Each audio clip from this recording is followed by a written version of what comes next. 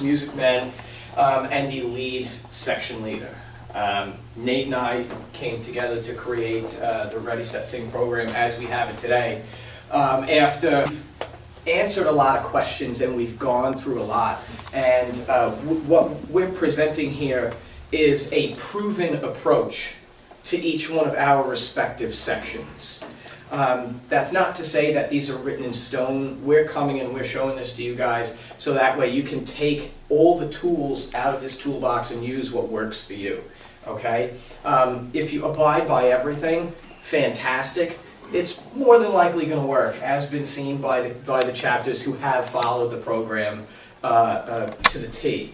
If you don't, that's totally fair. You guys are entitled to that. And if something works that is outside of the program, I'm more than open to criticism about it. So that way we can improve the program on the whole. So, bearing all that, don't worry about membership. Because membership is nothing but a side effect. So, I always think, when I was building this program, I thought of the saying, if you build it, they will come. Okay? So just kind of put that in the back of your head. All right? Let's give them the tools, right? Let's build that a little bit. Let's give them the tools first, okay?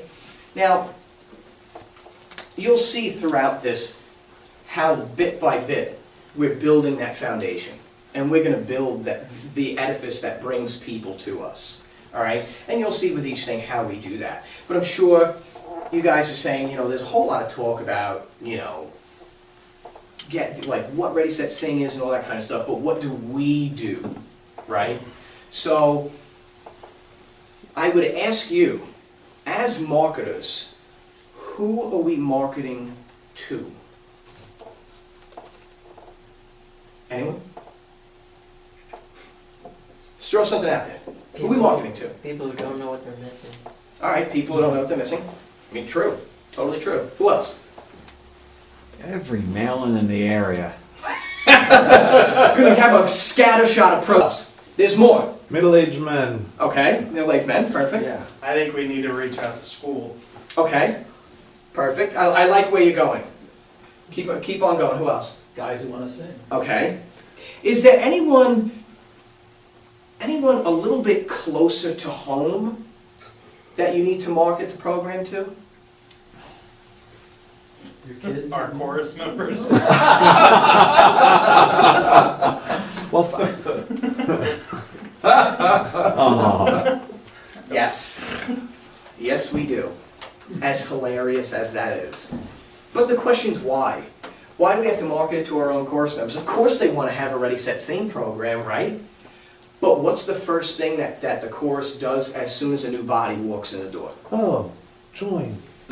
Oh my God, you're a new guy? You happen to be 30 years younger than me? Oh, you gotta join. When are you gonna join? How are you gonna join? What are your Tuesdays like? What are your Thursdays like? Do you like singing? Do you like audiences? Do you like going on stage? It's terrible. It's absolutely horrible. All right? It is. You cannot have your members swarm around a new person like sharks on chum. Okay? It's for here. It's not a rapport. I'm saying camaraderie that barbershoppers have. That's really unlike anything else that I've experienced with any other organization or group. When I was saying before, I was joking around that we're a rare breed of person. We really are. And it's something that we have that's very, very special. And something that we need to embrace. And this is why I say we need to talk to our chorus about Ready, Set, Sing. And we need to really market internally first. Because marketing to the inside is really what's going to build our foundation. We need to make sure that our guys are just going to be the amazing, charming, great barbershop guys that we already are. There's nothing else that has to happen here. You guys just have to be you. There's no trying to lure people in. There's no trying to put on any sort of facade. There's no ruse, there's no nothing. All you have to do is be you. If you have fun at your chapter rehearsal, people are going to want to be there. So that's something that you guys really have to start fostering. You have to foster a really fun environment for everyone to be in. Because if it's a very stodgy, you know, I only want to sing Coney Island Baby environment, you're never going to get someone that wants to sing. No one's going to want to sing. They're going to be like, great, you taught me how to sing. I'm very thankful, but I'm going to go sing something that I do like. Bye. And that's not going to work. You know? You want to have people walk in and say, these guys are fantastic. These guys are having so much fun that I don't have this fun now, and I want to have this fun. So that's the first thing that you guys need to do. That's the first kind of cultural shift that you're going to have your chorus make with your marketing. All right? You need to make sure that they are on board with making things fun again. And not just making it fun for you, because you have your very own specific idea of what fun is, right? Make the fun a little bit more accessible to everybody. It is fun to sing Coney Island Baby. I happen to be a fan of Swanee River, but I know that not everyone else does. So we need to make it a type of fun that everyone's going to enjoy. That someone could look in the window and say, whoa, what are they doing? I got to get in on that. And then they open the door. That's the first kind of internal marketing we need to do, okay? The second thing we need to do is exactly what I was saying before. We need to make sure that no one is going to so much as think about the word membership while the Ready, Set, Sing program is happening in your chorus. No one. We have that rule. I told them, I said, guys, we sat them down at the business meeting, so we had, you know, at that time we only had, 12, 15 guys. I said, we are putting on this program, you guys cannot say the word membership. And everyone was like, what do you mean I can't say membership? No. I said, I'm dead serious. They all laughed. I was like, no, this is no laughing. Don't mention membership. Don't talk about it, think about it, nothing. No one can mention membership during Ready, Set. As soon as you mention the word membership, people are gone.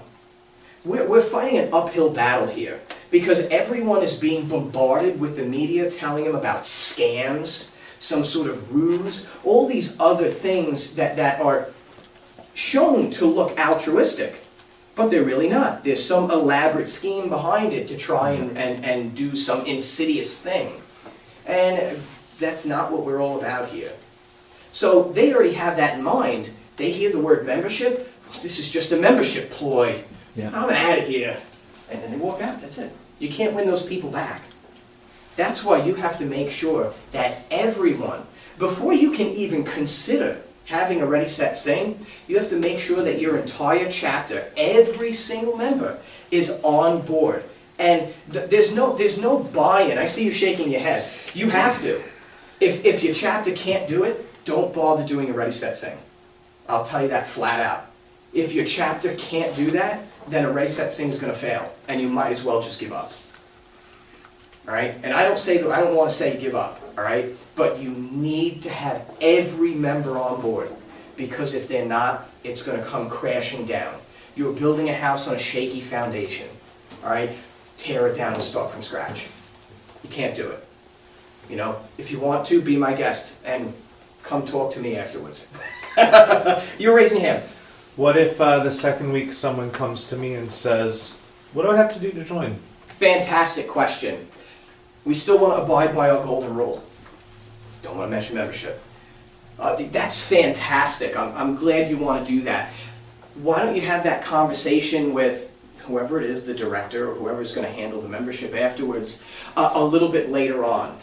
If you talk to them after the Ready, Set, Sing program, then you know, or rather, just say that's the person you want to ask. Because Nate should be grooming everyone else in the director's section to deflect those questions until after the Ready, Set, Sing program.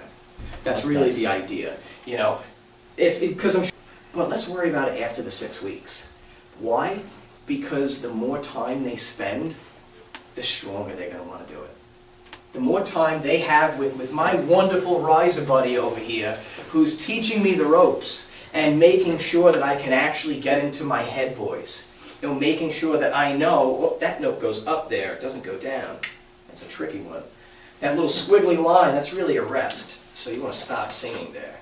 all that stuff builds. Yeah. Yeah, how many people read music? Just out of curiosity, how many people read music? You know how many people read music in our chorus? To give you a percent. What? 10%. Just about 10%, not even. Wow. It's They don't crazy. preach it anymore. No, and that's something that we're trying to do with the Ready Set Sing guys, because a couple of us can. We know enough music theory to do so, but we're getting slowly but surely we're getting more and more people who know music. So it's becoming a little bit easier to actually get people there. It's pretty fantastic. I'm glad this light decided to turn on, just as a side note. But getting back to the issue at hand, don't mention it. No one can mention membership, okay? If you do, it's going to be all sorts of poopy, and your Ready Set Sing endeavors will wind up going down. How do you convince the people that are a bit skeptical about the program? Your members, your current members? Yes. How do you, if you tell them, if I bring this to the board or the chorus and say, this is not a membership recruiting tool, they're going to get thrown out of the place. It depends. It depends. So let me ask you a question. Sure. Do you ever do anything that doesn't have a benefit to you? Yes. Okay, right? So it kind of makes you happy to do nice things. Is that right? Yes. So if you could flip a switch right there on your pad, and you can instantaneously give someone that you know $10,000. You know that'd make them really happy. Let's say family member. You give your family no strings attached, $10,000. Yeah. And you know that would make them, they're in a deep depression, you know that would make them incredibly happy. Would you do it? Yes. Okay. How is anything like that different than the Ready Set Sing program? You have to realize that the group that I'm with, from my perspective, I haven't been in Harrisburg that long. I guess I'm further back, because I came from Wilkes-Barre originally. And I see a lot of negativity. Yep. In a lot of programs and where you need help and sing outs and so on. And I'm not about to go up and say, gee, I can give them that information, but it's just going to bounce off their forehead. They're not going to listen to me any more than they would anybody else. Maybe, right? So I think it's a matter of posing this correctly, right? Okay. So again, one of the big things that should be important to us, not only as barbershoppers, but to us as human beings, is to try and make people happy around us. Right. That's usually a good thing. Sure. You know? And I don't think anyone disagrees with that, right? So first and foremost, what we're doing is we're making people happy with the program. Teaching them to sing how bad would it be if we lost our ability to sing? All right? Kind of sucks, right? Yeah, big time. So just these people don't know what they're missing because they can't sing appropriately. We're giving them the tools to be able to do that, and hold on, and we're opening the door to so many possibilities. But beyond that, because So that's when you present it to the people. that's one way that I like to present it, because that's what we're doing. In the end, we have a community outreach program. Right. Okay? It's not about our chorus. It's about I The understand people that. around us. Yeah. But you're talking, you said, I understand it's about out there teaching singing. But if you want my chorus to buy in, I have to come from an area to convince these people. Well, that's why you tell them. So Yeah. the one thing I have to say is that you have to make a leap of faith. There has to be. I understand. This is going to cost you no money. So if budget is the problem and budget is the concern, let that fall to the wayside. So the only thing you are doing is investing 6 weeks of time for to help these people. Has your chorus won a gold medal? No. Do you have any aspirations to win a gold medal? No. So then why are we concerned about wasting 6 weeks of time? It seems to me that 6 weeks of time would be a very great investment to potentially have a return of teaching guys how to sing and improving the lives of 5, 10, 15 members of the community around you that you're singing in. Doesn't that seem to be at least somewhat appealing? Are you available on a Tuesday night? You could also use Ollie's 30% number as far as these guys, we've retained 30% of the guys. No, it's actually close to 40, it's almost 40%. Yeah, but I don't want to focus on that. Okay, don't focus on Because when you look at the real number you want to look at isn't the 80 people, okay? The really important thing here is that through the efforts of the Ready, Set, Sing program, we've taught over 200 guys how to sing. That's it. That is the single most important thing that we've heard today. And we should be so proud of having been able to do that. You know? And like I said, if your chorus needs to see something about growth, membership, money, something, then they're not ready for it.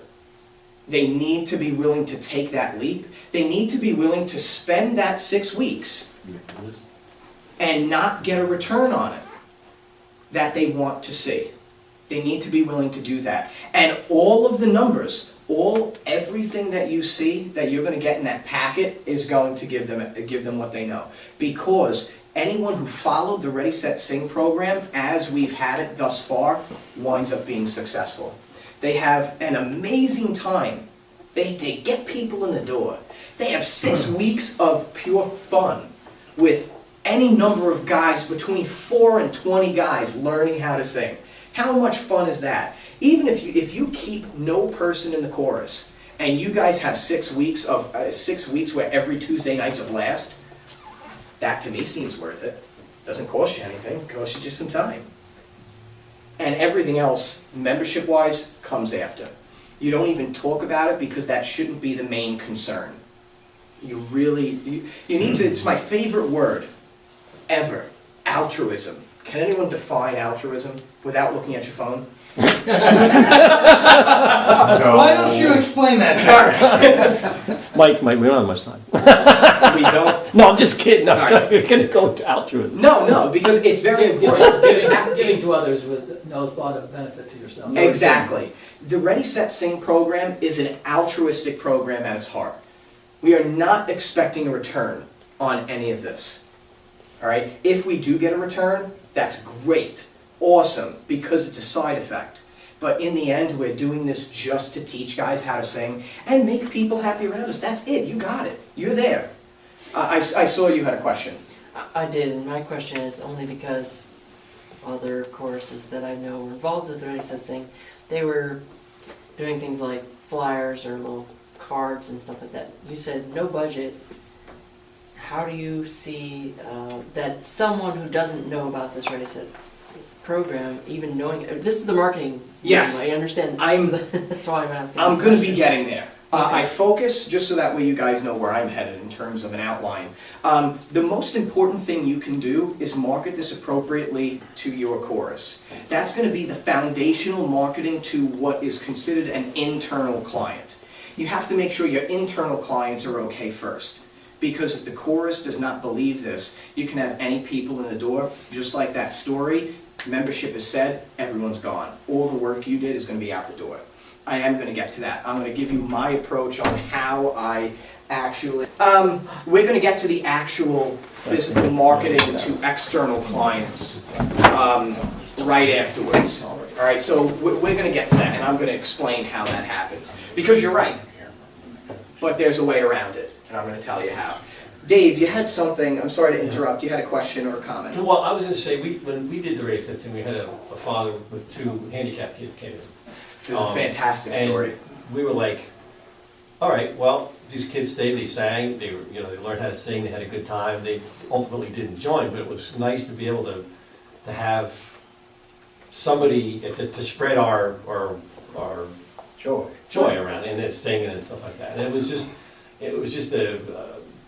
if they stayed and joined, it was great because they were actually sang pretty well. But it was just kind of you never know who's going to come through the door. So it was pretty cool. So I remember when I received that call, because during the Ready, Set, Sing program, and this is pretty important, you want to make sure that all of your calls and emails are going through one single person.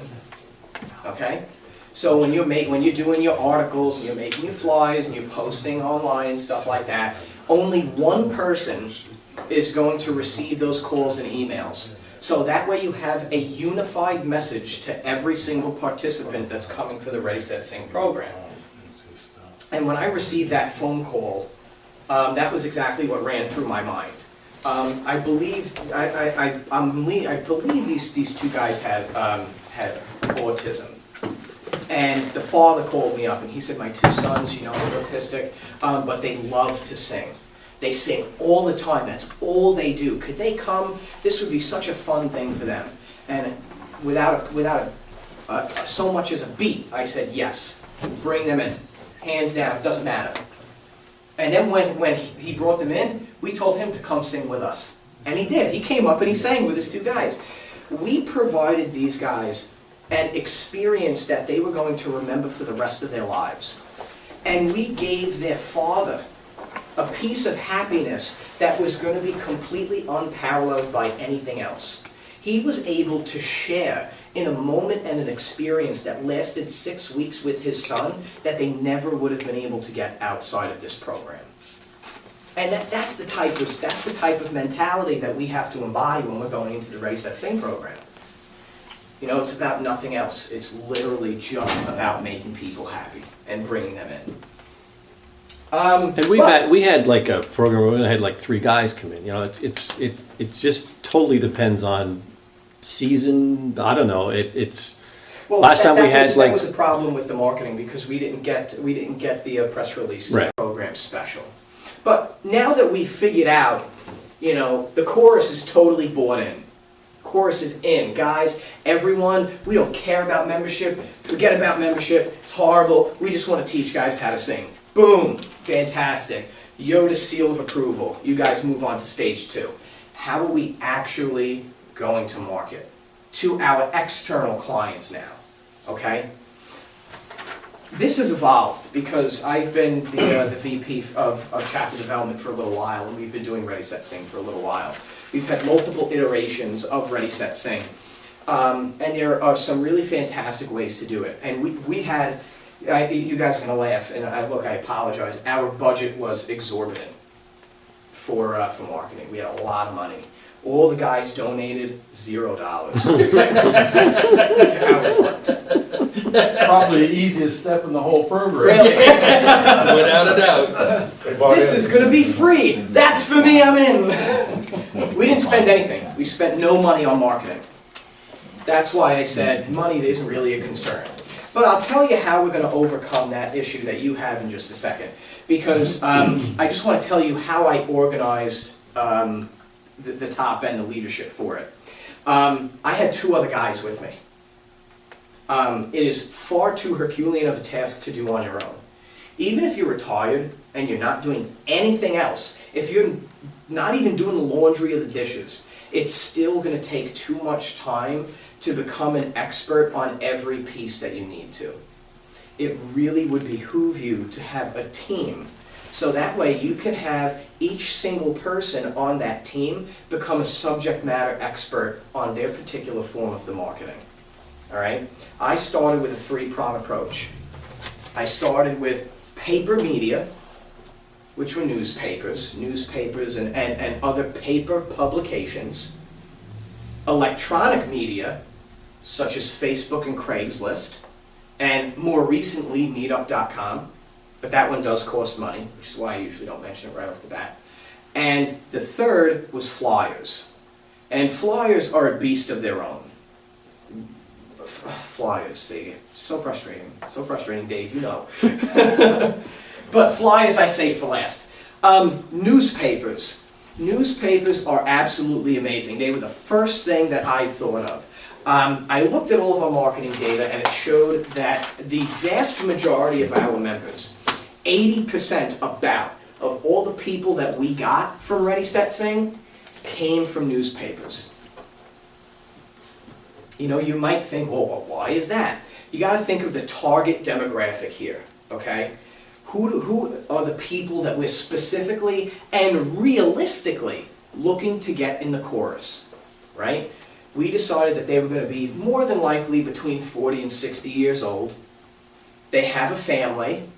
They have an established career either at the end of their career or looking towards retirement, because we wouldn't negate the 70s, 75s, and 80s. They're going to come in no matter what, right? So, they laugh. They're looking for stuff to do. They had a job, like, man, I'm just sitting at home doing nothing. Come on.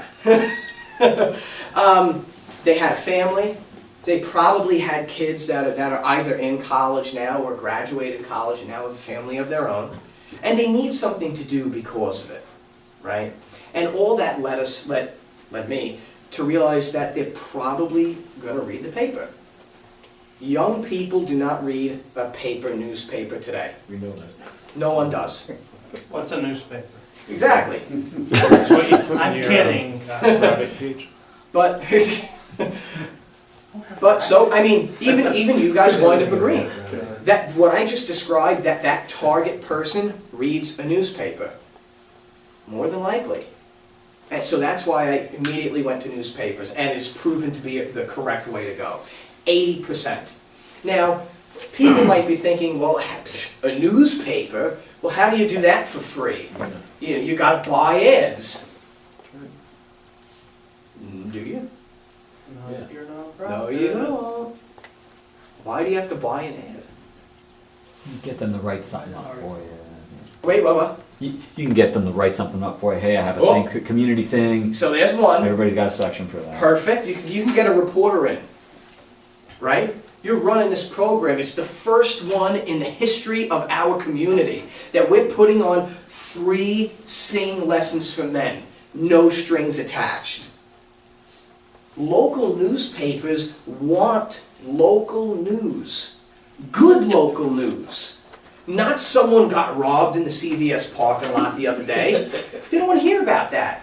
They want good stuff. You'll notice that in the media today, there is a dearth of good information. These things that give you the warm and fuzzies. This is one of those things. They're going to eat it up. You can have someone come out. You can have someone write an article. We actually had the newspaper come out and they did an article about us for singing Valentine's, right? But what if there are no reporters available? Submit our own article. Oh man, that's tough, Then we surely we're going to have to buy an article, right? No. Because why don't you just like you said, Chaz, why don't you write your own? Right? Is that an option? I think it is. I wish I had it. In the packet you're going to get, you're going to see the article that we put in there. We wrote the article, we had the headline, we had the picture, and they ran it for us. There's no charge. You can submit an article like that without having to worry. The papers get all the good stuff that interests their readers, and they didn't have to put out a red cent to do it. They didn't have to pay someone X amount of dollars to spend X amount of hours researching and writing the article. We did all the work for them. Boom, they threw it in. Perfect. That's the type of wonderful free press that you're going to think of if you try to look outside the box. And you try to look outside of that normal mainstream, what does everyone else do? You won't have to spend $1. Shoot. Please forgive me for asking this question. Supposedly our guys have tried to submit articles before. Who do you send them to? Just the editor, the art people? Okay. This is an example of why it's so helpful to have a team of guys working with you. Because everyone gets to become a subject matter expert, but they also build rapport with the right people. So we had a guy, we have a guy, Terry Scullin, who was very friendly with all the local papers. So Terry had already built a rapport with all these people. So he was that repository of information that our current PR guy went to take everything out of. It's going to take a little bit of research. You're going to have to find the right person to do it. But eventually you will. And they're going to direct you to the right person because they want your article. They need it. The papers are dying. They don't have anything to write about. Everything's put online. Why don't you give them what they want? They're definitely going to be more than happy to take what you're giving them.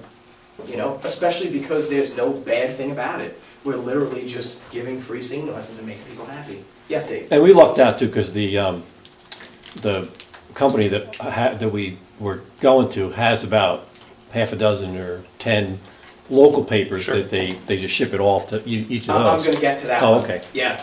So, with the newspapers wind up being, local newspapers are really, really good because they're typically part of an umbrella organization that'll wind up sending your article into multiple local papers. So you'll have like the Chatham Courier, the Morristown Bee, the Madison Herald, the Saddle River News. You know, once you send it to the right person in that organization, they're going to print it in all of those papers. And that's why you want to have that person, that one person that's going to know all the intricacies of the paper. They're going to know what the lead times are to submit an article. Sure. If you have a monthly paper and you want your article posted in May, you're going to have to submit your article probably in April. Do you want it to run in the weekly news? And if you're putting it in the weekly news, can you maybe ask them if they can run it multiple times instead of just once? Are you going to do it on the semi-monthly publication? Do you want to maybe go to the other umbrella organization in your area so that way you have both halves of your region covered? That's the type of stuff that we have to be looking for. And doing this research is going to yield you the best results, as proven by the numbers in at least our chorus. If you want to do some more targeted marketing, which is why I have the other pieces in here, you'll find that it'll become far more well-rounded. Anything else about the newspaper? I have one that usually people ask about. What if, now Terry was a marketing guy. Terry did marketing his whole life. So Terry winds up writing these articles in all sorts of like great marketing ways and stuff like that. It's really good. And most of the time the articles get in because of it. But a lot of guys wind up asking, well, what if I don't have a marketing guy? You know, you guys are lucky. You had a guy who did marketing for his career.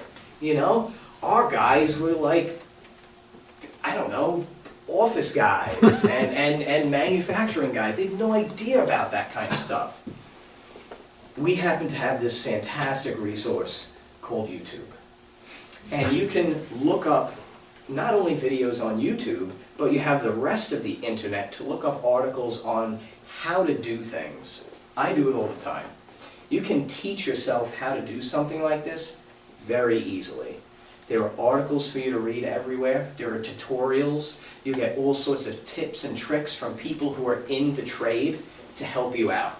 This is going to, sometimes if you don't have someone like we have with Terry, you're going to have to spend a little bit of time doing the research and really educating yourself to do that job well. But it'll be, you will be so far better off for it. You might find it fun.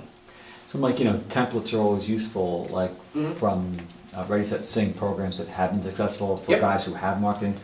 Like, is there a chance of like, oh, can we see what yours looks like or whatever? So You're going to see the actual article. Great. We have a photocopy of that article with Nate's, I call it his O-face, in that, in there. You're going to see a big headline, huge picture, and the rest of it. We also have a couple of other things in that handout that's coming. But I put that at the end. Newspapers, they're fantastic. Eat them, live them, breathe them, sleep them. They're fantastic. 80%, don't forget that. That's going to be the meat and potatoes of your target demographic, okay? The next one that I did was electronic media.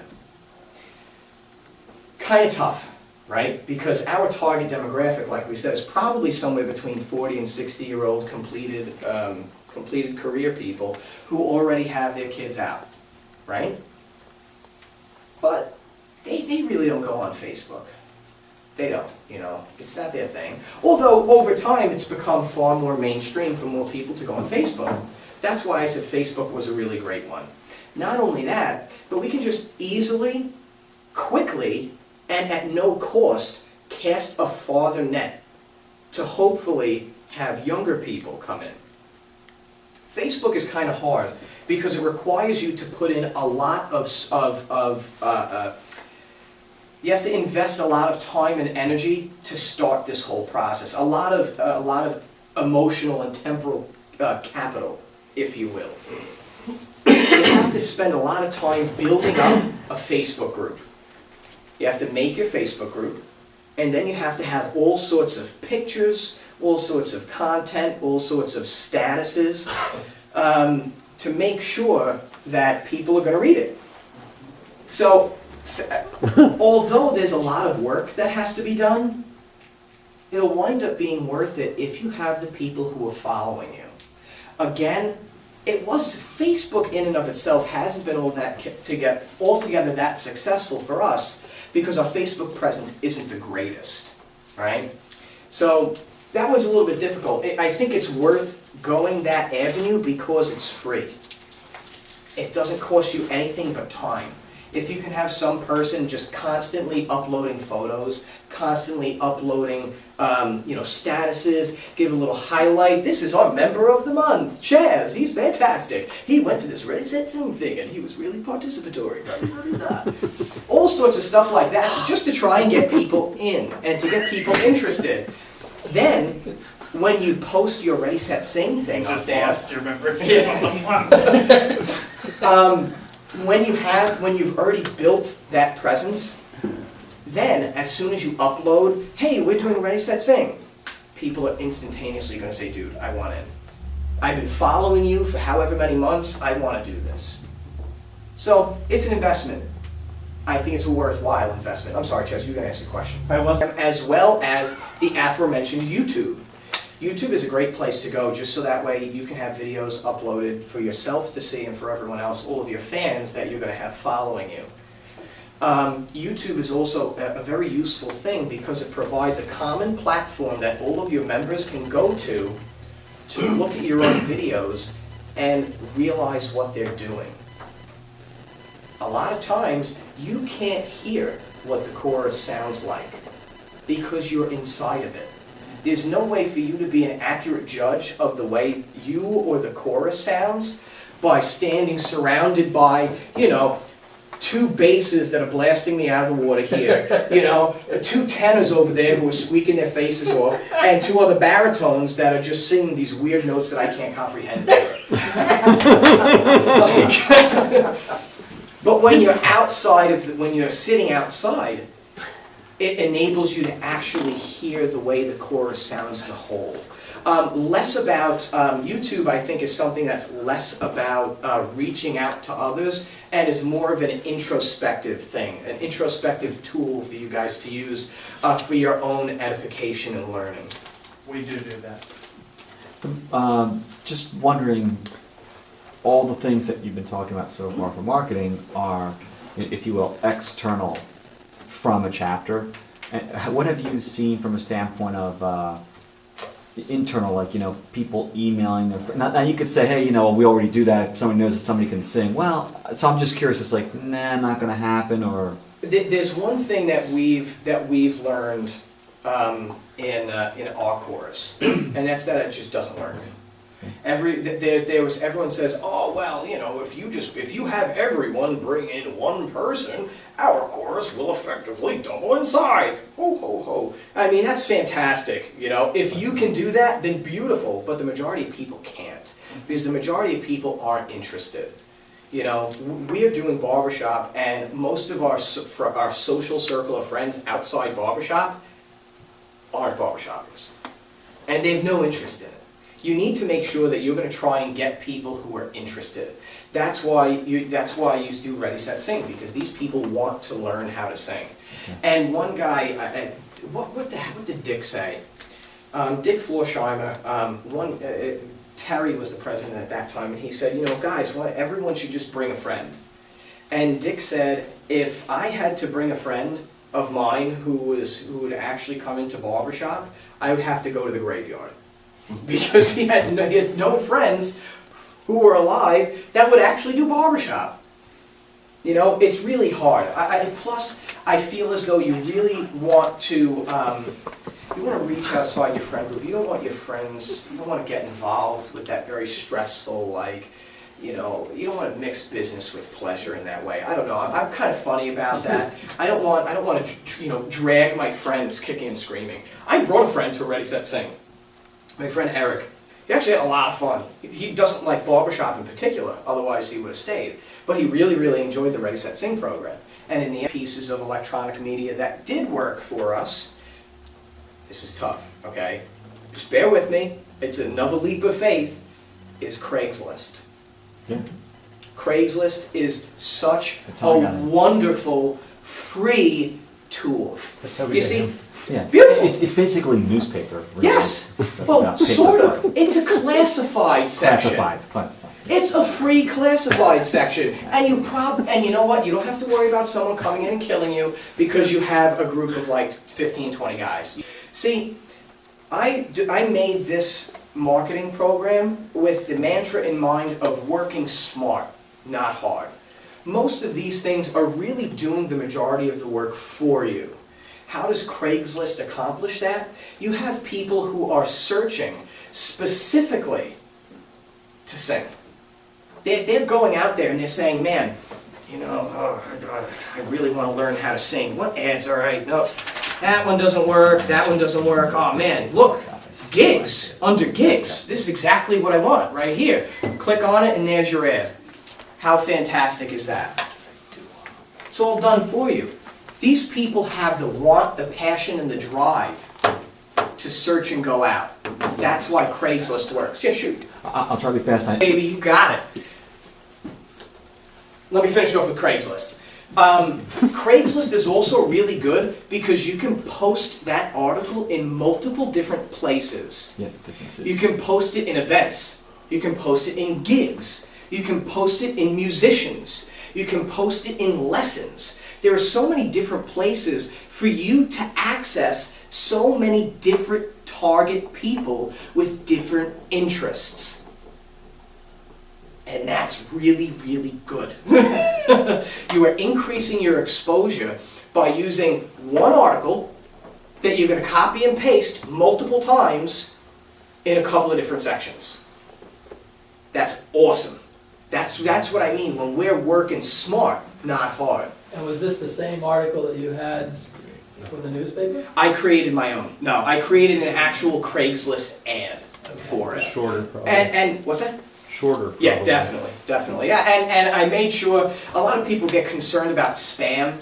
You know, I don't want to put my phone number or my email out on Craigslist because they have computer programs that like scan the ads and like gets your personal information and then like spams you to death. If you put your information in the reply section, or if you put a picture, you upload a picture with your information on it, the computers can't read that. So that way you don't have to worry about a Craigslist fisher getting your phone number and putting you on a telemarketing list. Okay? So just helpful hints and tricks so that way you don't get burned. Meetup.com. Meetup.com is a fantastic website that really is the epitome of working smart and not hard.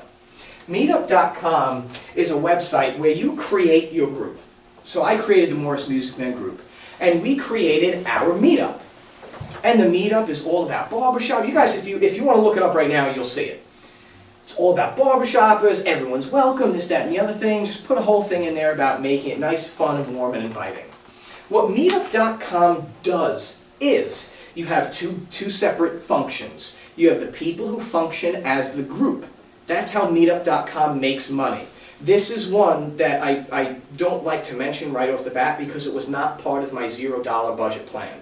All right, this one does cost money. Meetup.com ran a promotion where for the first month it was something like that. It was half price. It was $7. So I said, to hell with it, I'll just front the money out of my own pocket. I really don't care. Funny enough, I actually got 2 other chapters message me on Meetup.com asking if it was worth doing. And the answer resoundingly is yes. Meetup.com costs, I think, $15 a month. You could run it for 1 month, 2 months, or 3 months, and I think you're going to find that is well worthwhile. We've gotten a lot of people out of Meetup.com. Okay? It goes outside of the Ready, Set, Sing program itself, sort of, because we've been running our meetup, our normal rehearsal outside of Meetup. But what I did was I created a second event inside Meetup. So we've only spoke about the groups on Meetup, but you have people who join as individuals for free.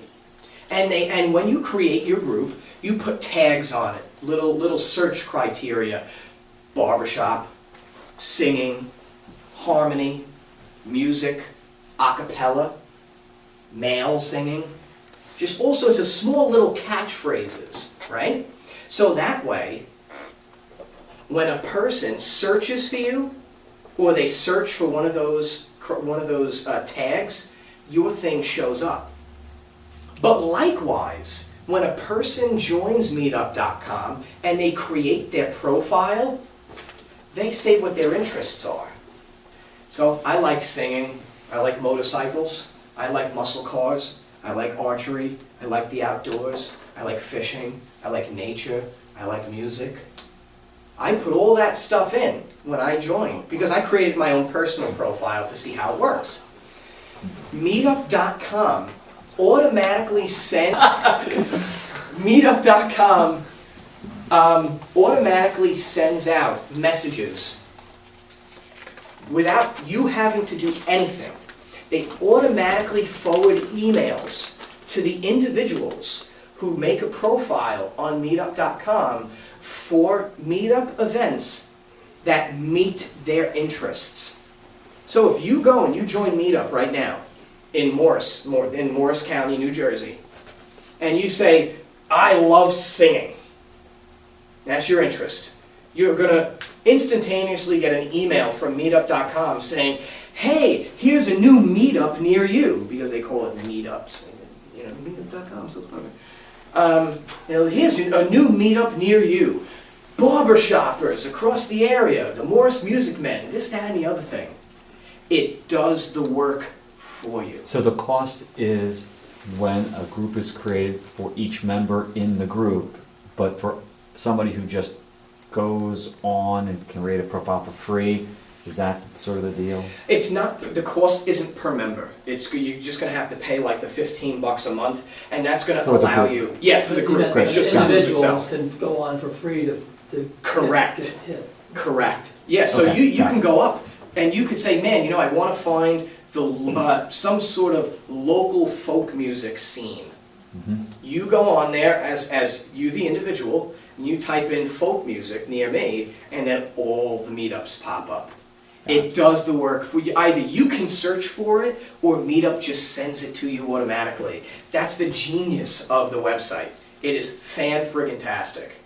For $7, $15, so 7, 14, 20, 20, $30. So that's gonna be somewhere between. I would put in probably 3 months. I would, at least. So you don't just keep it going all the time? Oh, we do. We do. Well, you re-up it after the 3 months. Yeah, but no, I'm saying if you do not want to continue Meetup throughout the year, I think it would behoove you to do it for 3 months. Because you're going to have a lot of interest in the first couple of months. And then afterwards, you're only dealing with new people who join Meetup.com. We've found it worthwhile. But if you do not want to have an indefinite amount and spend, you know, $150, $180 in 1 year, you know, just adding another expense to your yearly budget, if you did it for 3 months, I think you'd find it worthwhile. This is going outside of Ready, Set, Sing. Okay? So once you created a group and you're doing the payments, you can still have that group existing even though you're not creating more events and not paying for it? Well, your group winds up coming out of existence when you stop paying, so they're not going to have your group there anymore. But what you do is you create your event, your meetup. So your meetup is automatically going to be rehearsal every week. So that way people know that you exist and they're going to automatically come to rehearsal passively because they already have an interest. So you don't need Ready, Set, Sing as the hook to get people in the door. Right. But you can add Ready, Set, Sing as your second event at no extra cost. And then you're going not only for people who want to sing, but now you have a lesson. You're teaching something. It's educational. then you have more tags to use inside your meetup. Do you see how it winds up expanding? Do you with create your that? own tags, or do they have a list of tags? that You can create your own, but they also have a list that you can use. So you can just say acapella, and then it'll show up acapella. Okay. You know, if you just want to say guys who like to sing, you can make that. All right, Meetup.com I think is very worth it. I think Meetup.com is something to do if you have the money and the budget. It is by no means necessary. It's something that really falls outside of Ready, Set, Sing, although it is a useful tool for Ready, Set, Sing. If you have the opportunity, I would definitely try it. Those other two chapters, one was Red Bank and I forget the other one, they've reported that everything has been really, really good for them, all positive stuff from Meetup. So it's an option. So the final one, the final part of my three-pronged approach were the flyers. Flyers are, I think flyers are a pain. I think they're successful, which is why you should definitely do them. But flyers are incredibly difficult for multiple reasons, okay? Now, this is where I'm going to address your issue, okay? We happen to have a guy who owns his own business. And there are a couple of really, really fantastic things that people get to use to their advantage while they own a business. One of them is the United States tax system. So our business owner is able to print off flyers for us at no cost. Color flyers at no cost. And in fact, he gets paid to do so. Because it's a tax write-off, because it's a charitable donation to a 501c3, which all of our organizations are. So in that way, if you have someone who has a business, or if you know another business owner, that is a relationship that you can cultivate to see if they would want to make that donation to you and to your chapter. In that way, you can offset your cost for flyer making. And something that would otherwise cost a lot of money can wind up costing you nothing and could instead benefit the business owner. And then you have the other facets of that relationship where maybe that guy wants to put an ad in your ad book for the show. Maybe he'll let you put a flyer up in his establishment. Maybe he'll get a singing Valentine for his wife. So it winds up really taking on more than just, hey, can you make some flyers for us? And instead you have something that's going to be, you're going to have a mutually beneficial and symbiotic relationship between you guys as long as you foster that rapport. Okay? So did that wind up answering the cost question? Because I know you were concerned about how to avoid the cost. Now, what's that? Risk too. Yeah. Fair enough. Fair enough. So, flyers. Oh, I'm sorry, go ahead. Yeah. So there's an interesting thing about flyers, and I picked Terry's brain about this being a marketing guy. There's a golden time frame, according to Terry, of when you want to put your flyers up, and that time frame is about 4 weeks from the date of this thing. Okay. 4 weeks allows the people enough time to see the flyer, kind of digest everything that's going on. You know, I wish I had a little piece of it. So that way they can see it. They can become comfortable with it. That's the big thing. When you see an ad for the first time, you're like, oh, that sounds pretty cool. That's it. And you walk by it again, you're like, man, you know, I really like that thing over there. You walk by it the next time. You know, I've been thinking about this for a while now. I think I'm going to do it. That's what happens. The first time you see an ad, you're typically not taken by it, unless it's a really popping ad, you know, which I think this does pretty well. It's very, very out there. It's loud. It's in your face. It demands your attention. That's what you want. You don't want your ad to look like that. Is the ad in the handout as well? Yeah. I'm sorry, the flyer. The I flyer. keep using ad. Yeah, Thank flyer. you. That's it. But you don't want to talk like that. Who's going to pay attention to this? You got to put this on the Starbucks wall. Who's going to pay attention to that when you have 9 of the other of the same thing there? No one.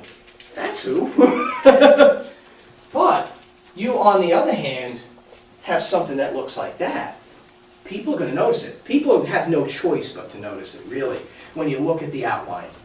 You have a nice, vibrant color background.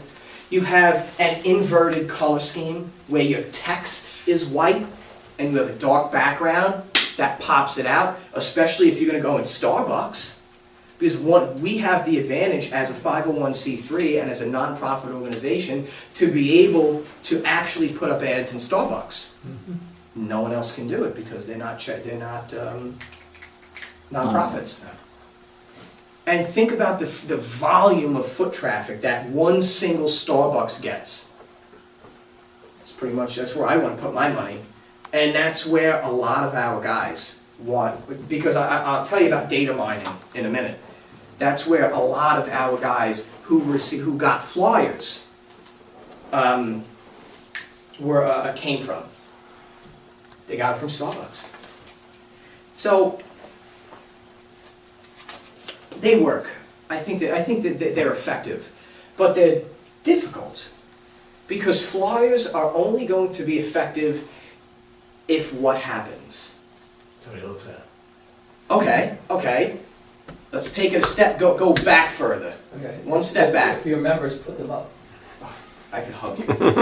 If your members put them up, that is going to be the biggest hurdle that you're going to have to overcome when it comes to putting up flyers.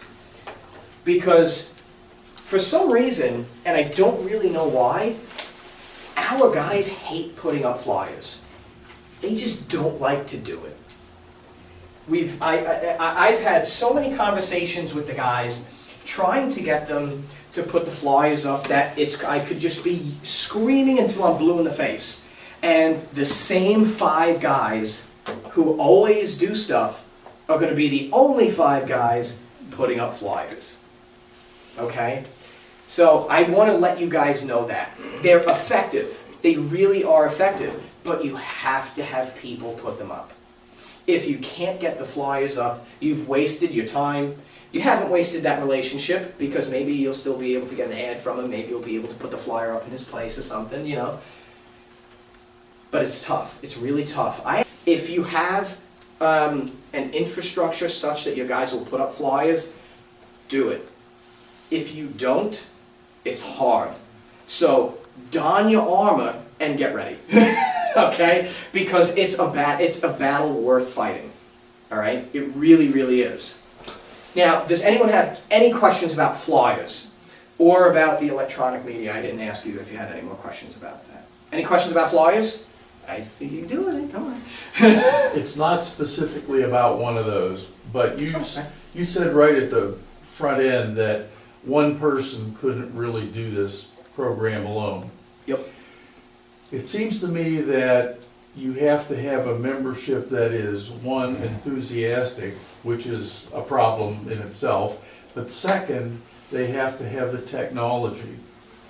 We talked about things like YouTube, Craigslist, some of those things. Our guys are not into those. They maybe send email to their family or a few friends. They may go on Facebook only so they can see their grandkids. Yep, it's true. And I've talked to some of the guys, and they're just, this is a whole foreign territory, and they don't want to get into it. You bring up a fantastic point, because barbershoppers really aren't technology people, in that they're not you and I. They're not younger dudes. So the question is, what do you do, right? So there are a couple of things. I mean, Facebook, you don't really have to worry about because it's not a huge thing. It's not, unless you have a very fleshed out presence on Facebook, you're not going to get anything, so it's not going to really be worth you doing. You have to build up your presence on Facebook before it's going to become a viable marketing tool for you for Ready, Set, Sing, right? So that's the first thing. YouTube is less about reaching out to people for Ready, Set, Sing. It's not going to get people in the door to come sing with you. It's really, well, I can't say that because a guy actually went on YouTube, found us, and then came to our rehearsal and said he wanted to join. But it's not the most effective way of going about it. There are going to be far more better investments in terms of amount of time and energy, you spend and how many people come in per hour that you spend. So you don't really have to worry about YouTube unless you really want to look at yourself in the chorus and try to improve your own technique and your own sound and stuff like that. Meetup and Craigslist, it's not so much a technology issue in that people don't have the technology. It's just that they need to be shown how to do it. It's not very difficult because Meetup.com is a set it and forget it type thing.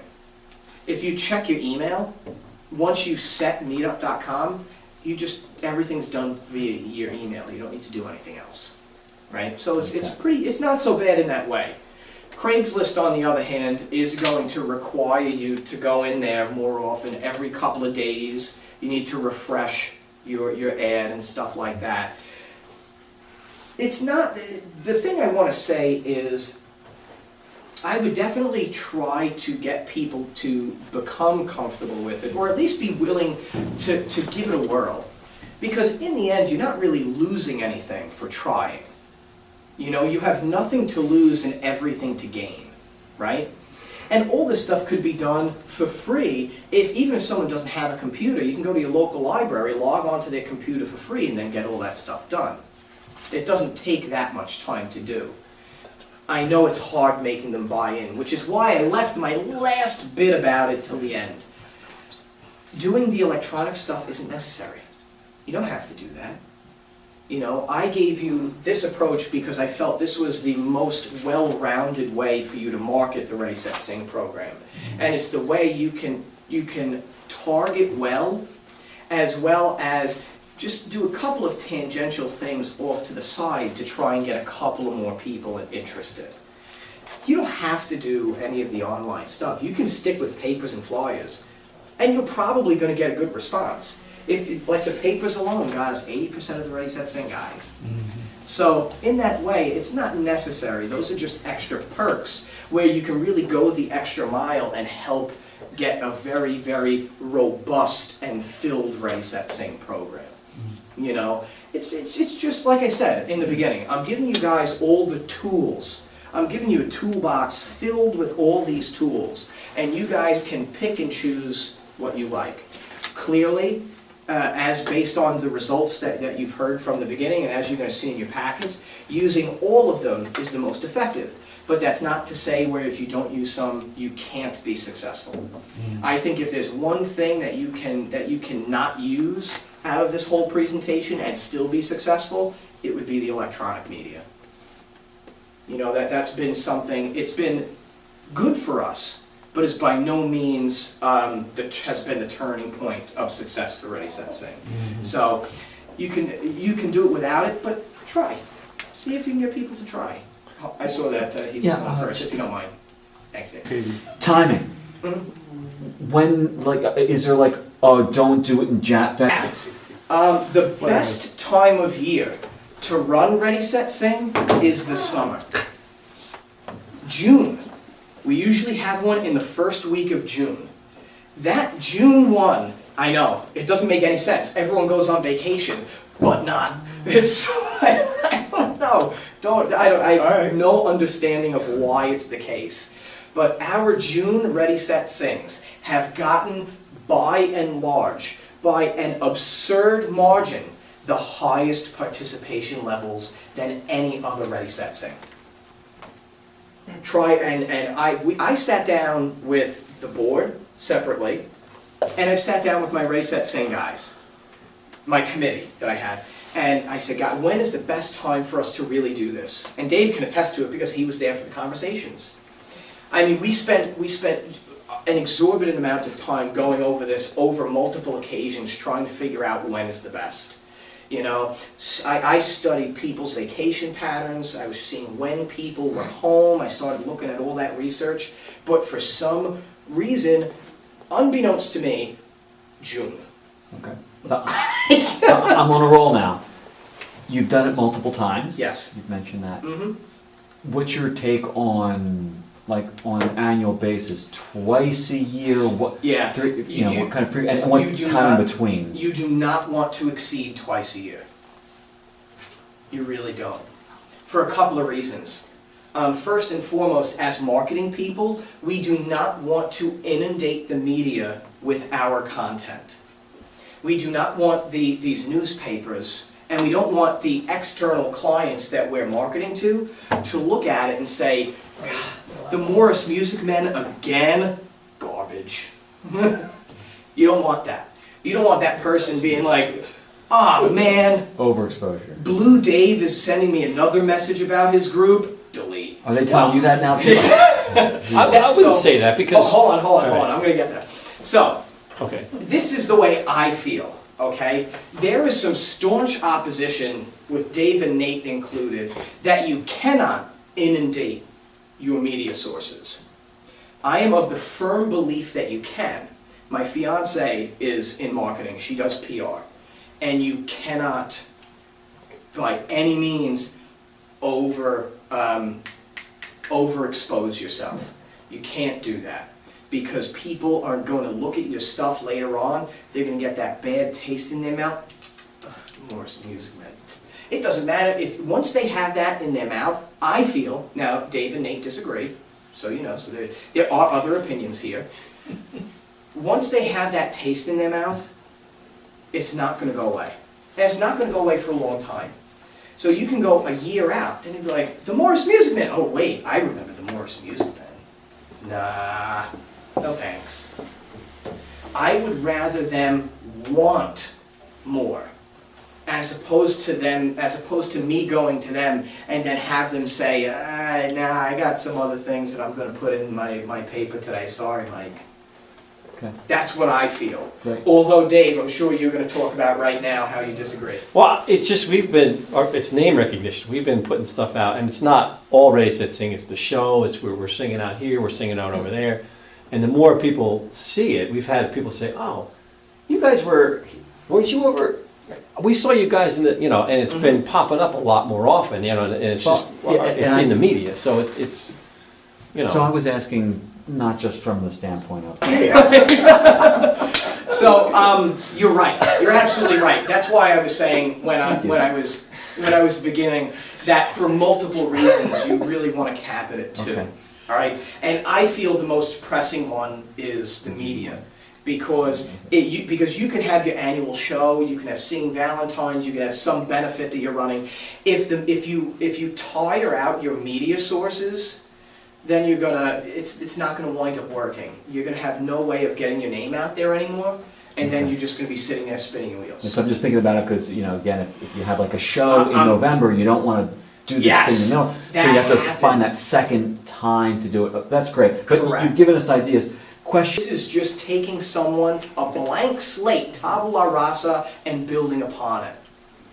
So that's what I tell them on the phone. And you want to know how to deal with the skeptics and how to overcome their skepticism. I feel that's the way I do it on the phone, and it usually works. Because when they come in, what's the first question they ask me? What does this cost? Hello. Hi, I'm calling about the Ready, Set, Sing. Oh yeah, my name is Mike. I'm the chair of the Ready, Set, Sing program. What can I do for you? Well, I was just curious about the Ready, Set, Sing program. Do you have to know how to read music? That's the first question, anytime. Do you have to know how to read music? Yeah. No. Do you have to? No, you don't. Not at all. Actually, the majority of our guys don't read music. Oh, okay. Well, but do you have to sing? Do you have to have sing before? No. No. As a matter of fact, there are guys who just came here without having sung from 40 years ago. Anyone who wants to learn how to sing can come and learn to sing with our Ready, Set, Sing program. That's how you wind up dealing with the skeptics, because usually they're skeptical for reasons that don't really matter. A lot of people put up their own barriers when it comes to things. So you just have to show them that those barriers don't really exist. Okay. So that means that in the other part, the music content part, there's something to the program so that folks can build, but there's something where folks can just come in, so. Oh, yeah. Which makes sense, and that's great, so I'm sure that part matches that idea of attend 1, 3, all, it's all good, which is great.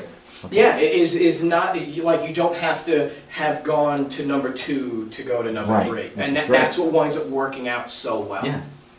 It's, I just love it. Hold on, Dave's been waiting for a while. Well, I just wanted to make a point with the. I'm sorry, not Blue Dave. With the scheduling stuff, is in the beginning of the year, we're trying to figure out a schedule for the year and try to, well, can we squeeze 3 and can we do, and we really actually can only do 2, and it just depends on your individual chapter, when your show is, when contest is, convention is, when stuff is going on, because you need that 6-week window, and it's just, you know, it's tough. I'm gonna piggyback off that, because Dave brings up a really good point, not Blue Dave. You cannot concurrently advertise.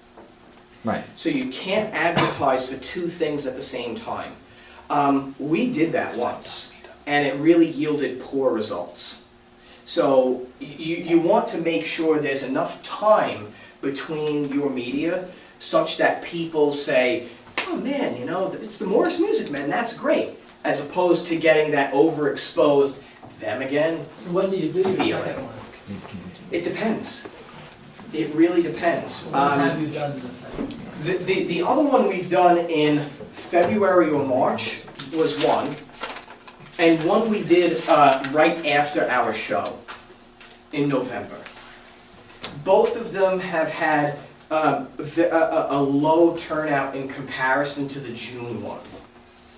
You know, we decided not to do it in December and January because of the holidays and New Year's, and people just always go on vacation. It just never winds up working. And then we have, what do you call it? We have convention in the middle that winds, so we can't do anything before that. You know, we're prepping. It seems to be pretty well. Yeah, we're prepping for a month and a half before that. So right after that is a fantastic time. That gives us time to cool down and decompress and unwind a little bit. And then we have the Ready, Set, Sing guys, so it's a lot of fun.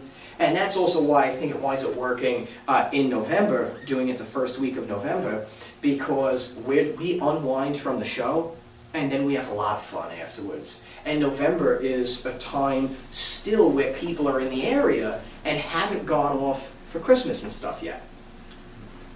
That's what has been okay No, I'm just so thinking, far. I'm just thinking through. No, that's okay. So when you do that, though, there will be some overlap in advertising at that point then, right? Because if your show's there, which Yes. is okay, nothing's a hard and fast, but Yeah. there's things to consider, that's all. Yeah, it's tough. It winds up being tough. We've tried not to do it in November. We've done it in the beginning of November, and we've done it at the end of November. But your name is still out there so soon after the show. That's why I feel it's a little bit better in the beginning part of the year, because we don't run, and correct me if I'm wrong, we don't run articles in the paper for Singing Valentines. No. So it's a fresh time Well, for we us get to be an ad, there. maybe we'll get We'll- the problem with Singing Valentine media is they want to run it the Wednesday before Valentine's on Friday. So, all of a sudden then on Thursday, everybody's going, hey, I want to sing a Valentine. We're loaded, you can't, they don't want to do it too far out, so it's tough. You got to do a different type of marketing for Singing Valentine. Yeah, so we usually skip the papers for that, which allows us a slot for Ready, Set, Sing. I'm sorry, you gave me one. Well, I want one, but he hasn't talked. Have you ever used TV media, like reporters that way? Like we put our quartets on TV for our Singing Valentines and for our shows. Yeah, we haven't gotten there yet, no. We don't have someone who has a connection there. And after some consideration from the board, the decision was made that it would take too much effort to wind up getting in there and getting a quartet in there then we would get a benefit from. The real issue is trying to get a quartet there that's really going to do a good job to show what the Morris Music Band is all about. You can't really get that, for us anyway, with the 4 people singing. Right. We want people to see the way we rehearse as a collective at one of our rehearsals. It would be fantastic if we can get someone to come to one of our rehearsals. That we've had someone do. We've had someone come in, I don't believe that was for TV though. That was, We've had, I know we've that had. was a report- newspaper came in with Yeah, their we've- photographer and stuff. Yeah, we've Took had bunch of a reporter pictures. come We'd actually had to- like a full page thing, that was pretty cool. Yeah, which is another way to get free press for your group in the program. Having a reporter come in and someone who's not affiliated with your group, but we haven't quite gotten to TV yet. If you can do that for free, and you know that there's a good viewership, I would definitely do it. I mean, you have nothing to lose, you know, but it's a matter of getting there, and that's not something that we've been able to crack into just yet. Our local Fox channel does that, and our quartet has the connection you're talking about. All they need to do is Do it. call the reporter or call the person and say, can you fit us in? And she knows us, and Mhm. they know her, and so they fit it in. And That'd be awesome. We also have the That's benefit. why- Rehearsal. That's why you really want to have someone build those relationships because of stuff like that. If you have that relationship, use it. yeah, we Use do. it to your advantage. That is a resource and an asset that you have. I would go ham. I would definitely do that. That does more for us than the newspapers Well, at the current time. We also have the aspect that Tom Russell does our emceeing for our shows. Yeah, we do. We have a reporter The that big comes in. meteorologist in the area Mhm. does our emceeing for our shows. That's beautiful. That's beautiful because Him and another person have done that, and so yeah, you're right. Here's what I would ask, because we got to think out of the box, right? So if he's a big guy, he's well known, right? So he has a following where? Social media. Social media. Boom. See if you can utilize that. Say, hey, Tom, you said, right? Our director's been doing that with Tom Russell. Yeah. Hey, Tom, can you do me a favor? Can you put this on your Twitter? Can you put this on your Instagram? Can you put it on your Facebook? There you go. How many people? I'm sorry, I know you had one, Chaz. No, that's okay. It's a newspaper question. Yeah. To keep getting back to that, obviously. So, like you have in your area, we have a group of newspapers with the Courier and the Times and all the local Yep. little small ones. Mhm. And then we have one for sure, probably 2 medium distribution papers. Can you submit the same exact article to all 3 at the same time? As long as they are the overarching companies. No, totally unrelated 3 companies. That's why I'm. Yeah. Why not? Well, does someone own it once someone's published it? No. No. I mean, we do because we submitted it, I guess, but. Yeah, so, I mean, it's your article. So in the end, it's yours to do with it as you please and as you see fit. Just because you're publishing it, or rather, just because they're publishing it in their Outlet, yeah. publication has redundant ownership. Okay. So you can feel free to do that. I would definitely do that. The only thing I would be on the lookout to change and be cognizant of is the geographical area that this overarching company has. Because if you have publications, you know, your umbrella company A services all of this town or county. And then you have umbrella company B who services this other geographical area. If you have something in that article that references geography, you might want to try and tailor that to the paper that it's in. No, my point is that all 3 cover our local area. Oh, just do it. Then you don't change anything, just boom, boom, boom, throw it out. Right. You know, because it's the, you want that to kind of be the case. Everyone's going to see the same article. Everyone's going to receive the same unified message that I was talking about earlier. Cool. You know, and that just winds up making it that you have, you know, an extra 2 umbrella companies that are running your article. You know, I want to move on to the last thing that I have. Well, just think, this gentleman was talking about a lot of guys in their chapter don't do a lot of this electronic. Race Singing isn't like an overnight thing, but with the several we've done, we've got more guys in, and it's more younger guys. And there's the one guy that does our Instagram page. You know, he's only been in chapter, maybe a year or two. But you get these people that come in, and these guys can do that stuff, and you can tap Yeah. those guys and say, hey, can you do this? You know, you get, the more people you get in, it just makes it that much easier, and somebody has a specialty that they do this, or they do that, and you just say, hey, you know, and it's, a lot of that stuff's pretty easy, so it just helps a lot more. The more Yeah. diversity you get, the more people you get, the easier it is to do all this kind of Yeah, stuff. well, Dave brings up another good point. You don't want to rush a Ready, Set, Sing. You want to make sure that you really take your time to flesh out your Ready, Set, Sing marketing plan. You don't want it to be hasty. You want to give yourself enough prep time to make sure that you have everything ready to go before you enact your marketing plan. So I would say take a couple of weeks, maybe take somewhere between 4 to 6 weeks to really figure out, this is what I'm going to do for newspapers, this is what I'm going to do for flyers, this is what I'm going to do for electronic media. My flyer is created, or I'm going to create my flyer by this date. I have my newspaper article created, I'm going to submit it by this date. I'm going to have my Craigslist ad created in a week, and then I'm going to send it out. Make sure that you take enough time really to prepare. That will ensure that you're not rushing and scrambling at the end. We had one that we threw together at the last minute, and we didn't get the paper media in on time. You know, like I said, be cognizant of those lead times. You need to make sure that you submit your article 2 weeks in advance to get it in your semi-monthly paper. We missed that deadline. And even though we have a rapport with them, they couldn't push that through. And then we got screwed pretty hardcore. We only had, I think that might have been the one where we only had 3 people. You know, so allow yourself enough time to do that. Speaking of which, so you carry on with the program even with 3 people, though, right? Oh yeah, Yeah, okay. oh yeah. And that one was just, it was, anyway, twist and turn it, it's really going to wind up being a good thing, you know, because you're still teaching people how to sing. It's just you're teaching 3 people instead of 15. You know, is really what it boils down to.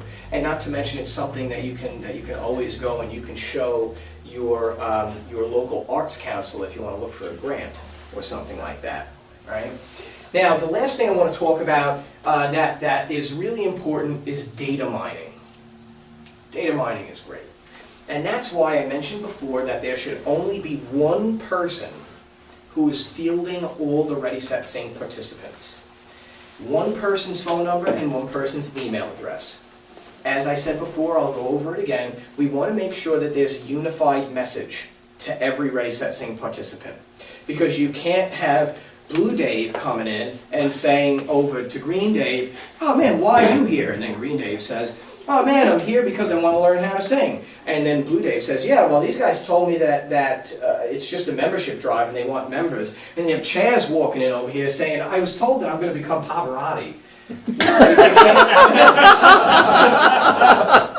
So you need to make sure that there's, yeah, just going to take a little bit more. You need to make sure that there's a unified message so that way everyone's really on the same page. That discord could be very, very damaging to your participants, and that could wind up making the program crumble, and crumble pretty quick, all right? The other thing is it allows that one person to get everyone's information. It's really important, for reasons, that's how I'm able to tell you all this stuff. You can figure out what's working, what doesn't work, what you want to improve, and what you think is working fine for now.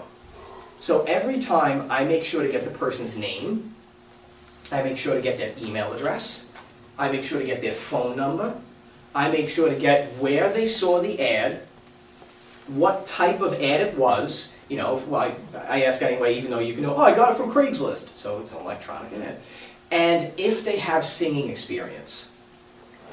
So that way you really have a good understanding of what's working. If you know that if you have 20 guys and 15 guys came from flyers, you know that your guys, your accountability program that we talked about before, is working out fantastically. Don't change it yet. Just let it go for the next time. But you haven't seen one person come from Craigslist. Then you know you have an opportunity here. You had 20 guys come from the way you did it before. Imagine what happens when you put a little bit more effort into Craigslist. Maybe we'll get up to 25 guys. Maybe we'll get up to 30 guys coming in the door saying. It's very, very important. You know, if you're really serious about making that change and you're willing to embrace the more altruistic point of trying to enrich people's lives and go away from the old barbershop way of thinking of I just want new blood, then this is something that's going to behoove you. And it's also really good because it's going to help improve the Ready, Set, Sing program on the whole. All right, because we wind up getting all the information and we can tailor our approaches to it, okay? But not only that, you're also going to get all sorts of other useful information like phone numbers and email addresses, in case you want to send out, like Blue Dave was talking about before, an email blast. Maybe they don't choose to join the chorus. Maybe they don't even want to proceed with the Ready, Set, Sing program. They leave after week 2. It's just not really for me. I don't like the way Chaz directs. People could. Just kidding. So, but maybe they program. Maybe they won't join the group. But maybe they'll come to your annual show. Maybe they'll put an ad in your ad book. Maybe they'll buy a Sing Valentine. It goes a little bit deeper and goes a little bit beyond just Ready, Set, Sing, and this is really how you're going to get a return on your investment, because you're investing the time and resources into these things, so that way you see things go beyond Ready, Set, Sing. All of these things can wind up benefiting you outside of Ready, Set, Sing. Ready, Set, Sing is going to be how you catalyze all of this, but you'll see that each of these things will reach beyond. Okay? Now, just a couple of other things here. We found out that going to local festivals, now this is again outside of Ready, Set, Sing, but can also work for Ready, Set, Sing, and just your membership on the whole. Going to local festivals and getting a booth at a local festival has been very effective for us. We've gotten a bunch of guys, I think for the last couple of festivals that we've been to, we've gotten maybe 2 or 3 guys from them. A really great lead that we just got, his name is Greg, came from a local festival called Morristown on the Green. And that's where they close off this big, they call it the Green, it's a big traffic circle. They close it all off and all vendors go there. There are a bunch of musicians and stuff like that. We go there, make sure we have enough guys there to at least sing at any point in the day. And then that's where we hand out flyers for the show. That's when we talk about St. Valentine's. I'll sign you up right now. That's when we have Ready, Set, Sing out there. We'll have a list. Just say, guys, if you're interested in our Ready, Set, Sing program, well, what's Ready, Set, Sing? A 6-week singing program for males just to learn how to sing better. Does it cost anything? No. Do you have to read music? No. Do you have to sing? No. Sign me up. Okay. That's it. Put your name and email. I'll call you. That's it. It's been very, very successful. Any one of these local type festivals, or like maybe a town day, like we had Tolaco things, they're more creative ways, and that's how you know you're getting people who are in the area. There's no one who's going to say, I can't get there, the traffic's really bad on Tuesday nights. They're right in town. Now, on another unrelated note, and we're going to talk about this in the other room, is song choice. When you're doing Ready, Set, Sing, you need to make it effective. You need to make sure that guys are going to say that they want to come back. You want them to be excited to come and sing with you. How best to do that than with a song that they really like? Or if you can sing, what about Country Roads? Oh, that's good. Right? Country Roads, right? Also, another one that I didn't think people were going to like, but it turned out that they did like, Banana Boat. Everyone knows Banana Boat. But these are songs that people can get excited about singing about. Make sure you don't get caught up in the old barbershop bullshit of having to sing an old barbershop song.